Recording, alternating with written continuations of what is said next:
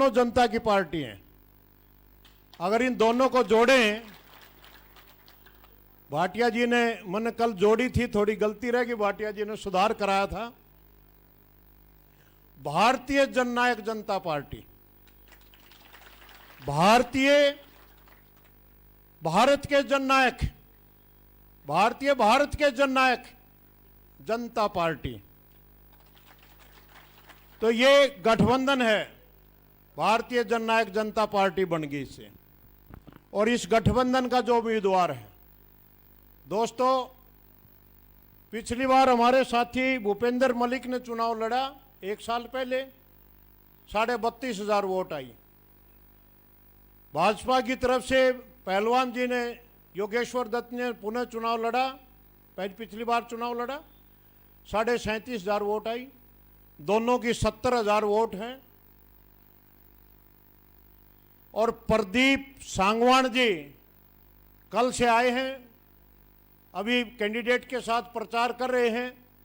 आज दिन में भी 3-4 जनसभा उन्होंने कहा, बोला भाई भूपेंद्र के 32.5 जोड़ो और योगेश्वर के 37.5 जोड़ो, तो 20-25 मेरा भी जरूर जोड़ लियो। इस तरह से अगर सारा आकलन करें तो हमें 1 लाख के ऊपर बैठते हैं, 1 लाख का जोड़ बैठता है। लेकिन ये नहीं समझना दोस्तों, अगर हमारा 1 लाख का जोड़ हो गया और हम आराम से काम करेंगे, आराम से नहीं करना काम। जिस तरह से पत्थर पहली चोट से, एक चोट से नहीं टूटता, पत्थर आखिरी चोट से टूटता है। तो चुनाव में आखिरी चोट मारनी 3 तारीख को जरूरी है। बहुत सी बातें हैं, भाटिया जी और बराला जी, दिग्विजय जी बताएंगे बहुत डिटेल में तो। लेकिन एक बात शायद इनके नोटिस में नहीं हो, मेरे नोटिस में मैं आंखों देखा गवाह हूं एक बात का। जब ये योगेश्वर दत्त उन अंग्रेजों की धरती, लंदन की भूमि के ऊपर कुश्ती करके, वो अंग्रेज जिन्होंने 250 वर्ष तक हमारे देश पर राज किया, हमारे बुजुर्गों को यातनाएं दी, गिरडी फेर फेर करके हमारे लोगों को फांसी में मारने का काम किया, तोप और बंदूकों से हमारे लोग मारे, वो अंग्रेज जिन्होंने 250 साल तक हमारे ऊपर जुल्म ढाए, उन्हीं अंग्रेजों की धरती पर जाकर के, लंदन में जाकर के, इसी योगेश्वर दत्त पहलवान ने, जो वहां की रानी थी क्वीन एलिजाबेथ, जब उसके हाथों से मेडल पहना, वर्ल्ड के इतिहास में यह बात दर्ज हुई कि अंग्रेज की धरती पर भारत माता की जय का नारा लगा, पहली मर्तबा। और जो बात मैं बताना चाहूंगा दोस्तों, जब योगेश्वर दत्त दिल्ली से एयरपोर्ट पर जब उतरा था, उस समय के मुख्यमंत्री श्रीमान भूपेंद्र सिंह हुड्डा थे, और वो योगेश्वर दत्त को एयरपोर्ट पर स्वागत करके, माला पहना करके, अपने साथ खुली जीप में भैंसवाल गांव में लेकर के आए थे।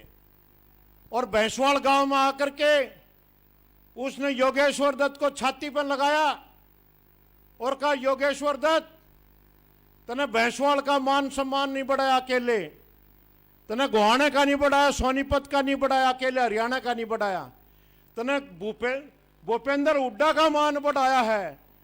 तेरी वजह से भूपेंद्र हुड्डा की पूरे देश में गदगद होगी। अपना गुणगान कर रहा था और कह रहा था, योगेश्वर दत्त छाती का लगा के, अब तू मुझे दीपेंद्र से भी ज्यादा प्यारा है। इस तरह की बात भूपेंद्र की मैंने अपने आंखों कानों से आंखों से सुनी। अब दीपेंद्र से भी ज्यादा प्यारा है भूपेंद्र, ये योगेश्वर दत्त। आज जो योगेश्वर दत्त, जब उसको वोट की खुद के लिए जरूरत थी, भूपेंद्र के लिए भी कह दी होगी वैसे तो। भूपेंद्र वाला ही बताऊंगा। जब योगेश्वर दत्त के नाम की कमाई की हुई, बढ़ाई की, जब उसको खुद को जरूरत थी, जब तो वो दीपेंद्र से भी प्यारा बेटा बना रहा था। और आज जब वो भूपेंद्र के पार्टी के खिलाफ, भूपेंद्र हुड्डा की पार्टी के खिलाफ आज जब वो चुनाव में है तो ओछा नारा देता है। कभी कहता है ये तो जंगल का शेर है, ना उसका सर्कस का शेर है, और कल परसों का ये तो बामन का छोरा चुनाव लड़ रहा है। बड़े शर्म की बात है। शेम शेम बोलो दोस्तों। भूपेंद्र हुड्डा अगर इस तरह की बात करता है तो जातिवादी फैलाने वाला व्यक्ति जाति के नाम पर वोट मांगने की कोशिश कर रहा है।